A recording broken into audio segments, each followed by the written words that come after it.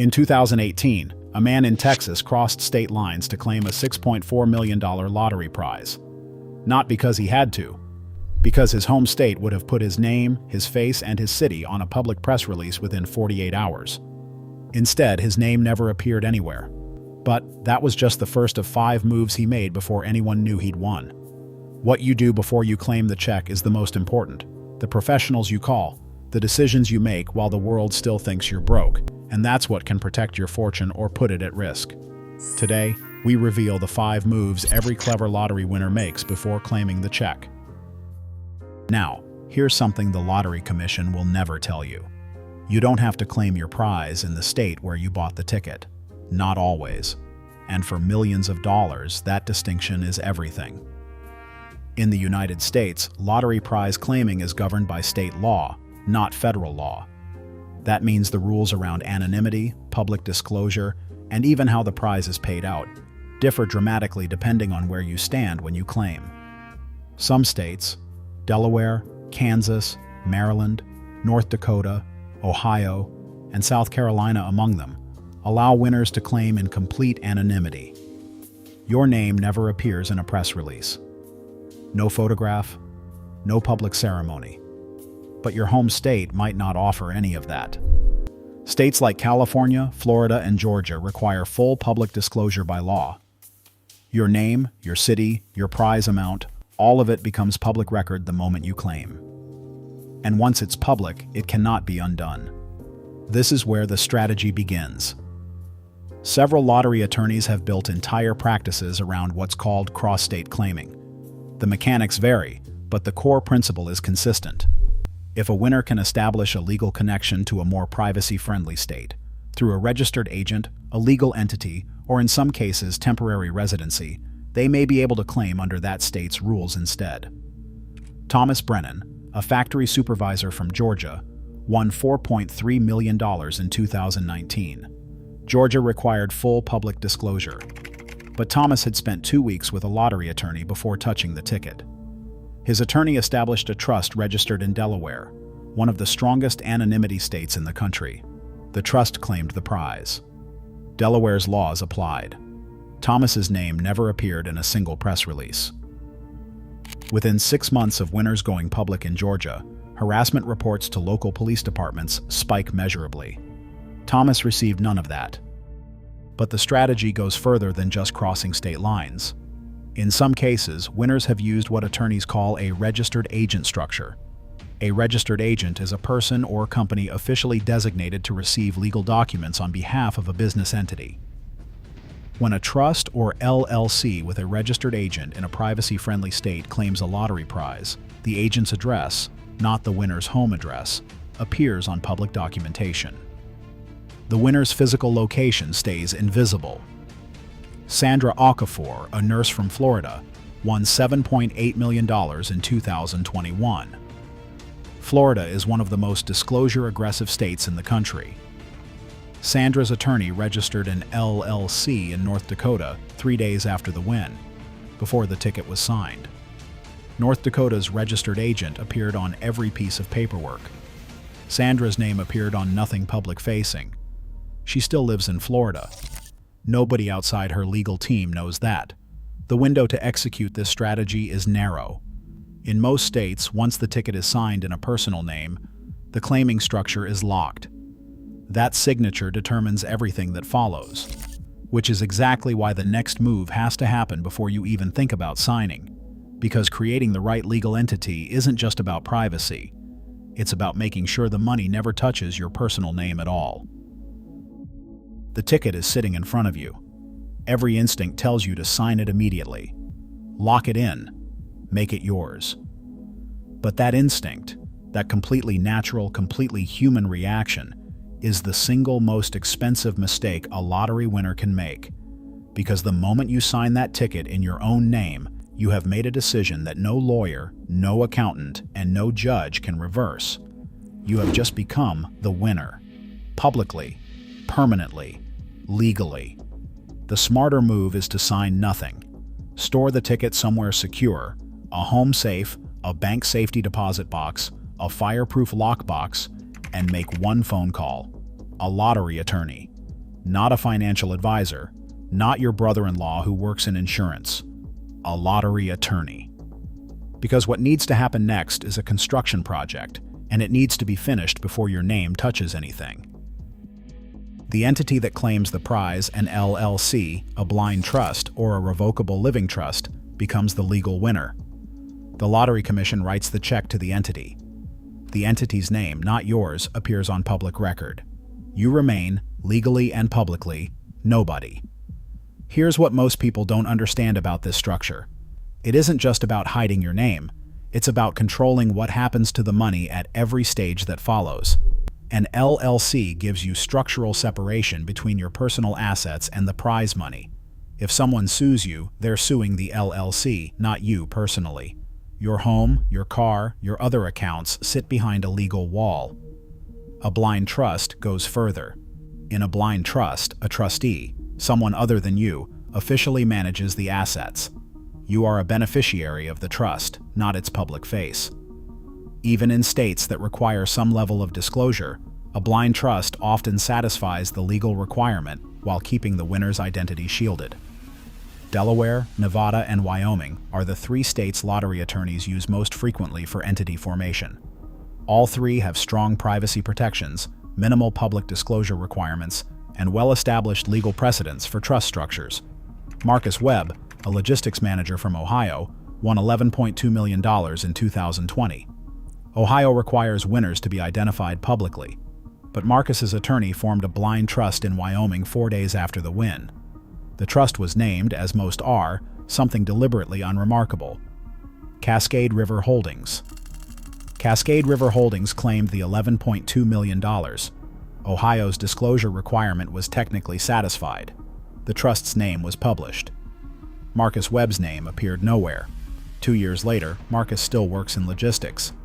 Not because he has to, because disappearing into ordinary life was always the plan. But the entity structure does something else that most winners never consider. It creates a clean legal boundary around the gifting process. When money moves from a trust to a family member, it moves as a structured distribution, not as a personal gift. That distinction matters enormously at tax time. The annual gift tax exclusion in the United States currently sits at $18,000 per person per year. Anything above that triggers federal gift tax reporting. But distributions from certain trust structures are treated differently. A well-constructed trust can move significantly larger amounts to beneficiaries without triggering the same reporting thresholds. This is not a loophole. It is the designed and legal function of these instruments. Rachel Simmons, a teacher from Texas, won $6.5 million in 2022. Her trust distributed $150,000 to each of her 3 adult children in the first year, structured across multiple legal mechanisms, without a single gift tax filing. Her attorney had designed the distribution schedule before she claimed the prize. The entity wasn't built after the win. It was built before the signature. Because once you sign in your own name, none of this is available to you anymore. But even the most airtight legal structure can be undone by one thing: the way you live after the money arrives. And that's exactly where most winners make their second catastrophic mistake. Most lottery winners who get robbed, harassed, or targeted weren't found through public records. They were found through behavior: a new car in a driveway that used to hold a 10-year-old sedan, a renovation on a house that hadn't been touched in 15 years, a suddenly upgraded wardrobe on someone whose colleagues remembered as frugal. Behavior is visible, and visible change is a signal. The winners who stayed safe understood something counterintuitive. The money had to become invisible, not just legally, but visually. This is what security consultants and lottery attorneys call a decoy financial life. The concept is straightforward. You maintain the surface appearance of your pre-win existence, while the real wealth moves silently through legal structures beneath it. You keep the same car for 6 to 12 months. You stay in the same home, or move quietly and gradually rather than suddenly. You continue the same social routines, the same coffee shop, the same gym, the same weekend patterns. Not forever, but long enough for the initial danger window to close. Because the first 6 months after a lottery win are the highest risk period. That's when criminals are watching. That's when distant relatives are calculating. That's when con artists, fraudulent investment schemes, and opportunistic lawsuits cluster around fresh winners. James Holloway, a postal worker from Michigan, won $9.4 million in 2018. He drove the same 2009 Ford Focus for 14 months after winning. He told coworkers he'd received a small inheritance. He took no extravagant trips, made no large visible purchases. Beneath the surface, his blind trust had already purchased 2 investment properties in another state, funded a diversified portfolio, and established college accounts for his children. Nobody in his immediate community knew anything had changed. 2 years later, James quietly retired, citing family reasons. By that point, the trail was cold. But the decoy financial life isn't only about security. It's also about psychology. Winners who change their lifestyle dramatically and immediately report dramatically higher rates of regret, relationship breakdown, and financial anxiety within the first 3 years. The psychological research on sudden wealth syndrome, a documented condition among lottery winners, inheritance recipients, and sudden business exit millionaires, consistently shows that visible lifestyle inflation accelerates emotional instability. The money arrives faster than the identity can adjust. The decoy life buys time. It gives the winner's psychological framework a chance to catch up to the new financial reality before the external world starts demanding things from the new version of them. Caroline Marsh, a school administrator from Tennessee, won $5.1 million in 2019. She worked with both a financial planner and a therapist before changing a single visible aspect of her life. The therapist's role, designing a transition timeline for lifestyle changes, was something Caroline later described as the most valuable professional advice she received. More valuable than the tax strategy. More valuable than the legal structure. Because the legal structure protects the money. The psychological strategy protects the person holding it. But even the most carefully constructed invisible life has one vulnerability: your physical presence. Where you live, where you travel, and who can find you. Which is why the next move involves bringing in a professional whose entire job is to answer that question before a threat does. Nobody talks about this one. Not the financial advisors, not the lottery commission, not the YouTube channels covering winner stories. But the smartest lottery winners, particularly those winning above $5 million, quietly make this move before the money ever arrives. They hire a threat assessment specialist, not a bodyguard, not a home security company, a threat assessment specialist. The distinction matters. A bodyguard reacts to threats that are already present. A threat assessment specialist identifies vulnerabilities before they become threats. These are professionals who come primarily from law enforcement, military intelligence, or corporate security backgrounds. Their job is to build a complete picture of your exposure profile, every way a bad actor could find you, approach you, or target someone close to you. And for a newly announced lottery winner, that exposure profile is often shockingly large. Most people have no idea how much of their personal information is publicly available before they win a single dollar. Home address records, voter registration, property tax filings, old social media check-ins, tagged photographs that reveal regular locations, family members whose public profiles link back to you. A threat assessment specialist maps all of it. Then they build a mitigation plan. David Osei, a warehouse supervisor from Pennsylvania, won $14.7 million in 2017. Pennsylvania requires public disclosure. David's name and city were published within days of claiming. But David had hired a threat assessment firm 2 weeks before claiming, on the advice of his lottery attorney. By the time his name went public, his home address had been scrubbed from every major data broker database his specialist could reach. His children's school records had been flagged for privacy protection with the district. His elderly mother, who still lived in his childhood neighborhood, had a security consultation and a new set of protocols for answering the door and the phone. Within 3 months of David's name going public, he received 340 unsolicited contact attempts. Letters, emails, social media messages, 2 individuals who showed up at his former address. None of them reached him. None of them reached his family, because the specialist had closed every visible door before the name went public. The cost of a professional threat assessment engagement for a lottery winner typically runs between $8,000 and $25,000 depending on scope and duration. For a $14.7 million prize, that is 0.05% of the winnings. But the psychological value extends far beyond the security protocols themselves. Winners who complete a formal threat assessment report significantly lower anxiety levels in the first year post-win compared to those who don't. The assessment gives them a documented understanding of their actual risk, which is almost always lower than the imagined risk consuming them. Fear of the unknown is more debilitating than knowledge of a specific, manageable threat. The specialist converts vague dread into a concrete action list. Patricia Dunning, a retired teacher from Missouri, won $8.2 million in 2020. She described the threat assessment process as the first time I felt like I was in control of what was happening to me.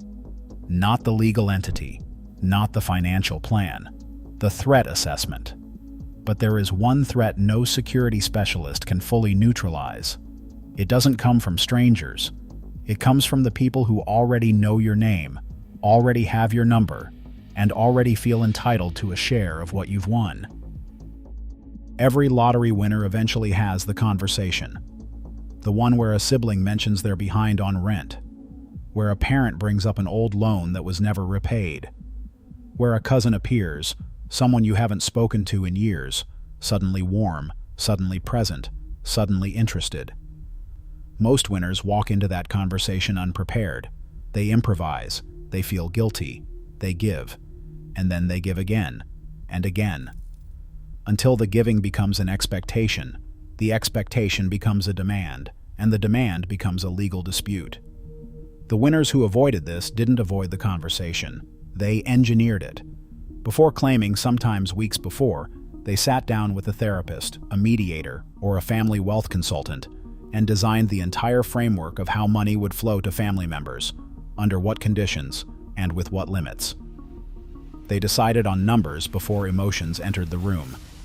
They decided on language before guilt had a chance to rewrite it. And then, critically, they delivered that framework to family members as a finished structure, not an open negotiation. This is the move most people can't bring themselves to make, because it requires treating the people you love like a financial risk. But the data is unambiguous. Studies on sudden wealth consistently show that family conflict is the #1 destroyer of lottery winnings over a 5-year horizon. Not taxes, not bad investments, not fraud. Family. Kevin and Sharon Lattimore, a couple from North Carolina, won $13.4 million in 2016. Before claiming, they spent 3 sessions with a family wealth mediator.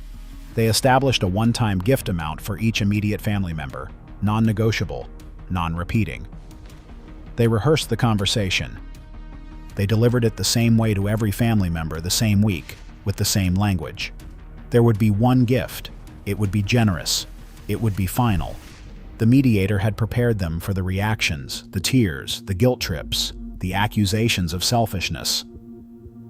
Kevin and Sharon had heard it all in rehearsal first. When it came in real life, they were ready. 7 years later, Kevin and Sharon still have the money, and more unusually, they still have the relationships. Because the structured conversation didn't damage the relationships. The chaos of an unstructured one would have.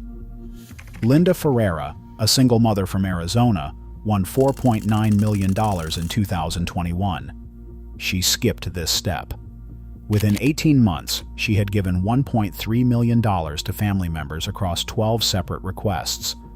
None of it was structured. None of it had conditions. All of it created expectations for more. By year 3, 2 family members had stopped speaking to her for not giving enough. The money she had given was gone. The relationships she had tried to protect were gone too. The framework isn't about being cold. It's about being prepared. Because the family conversation is coming whether you're ready for it or not. The only question is whether you walk into it with a plan, or whether you walk in hoping for the best.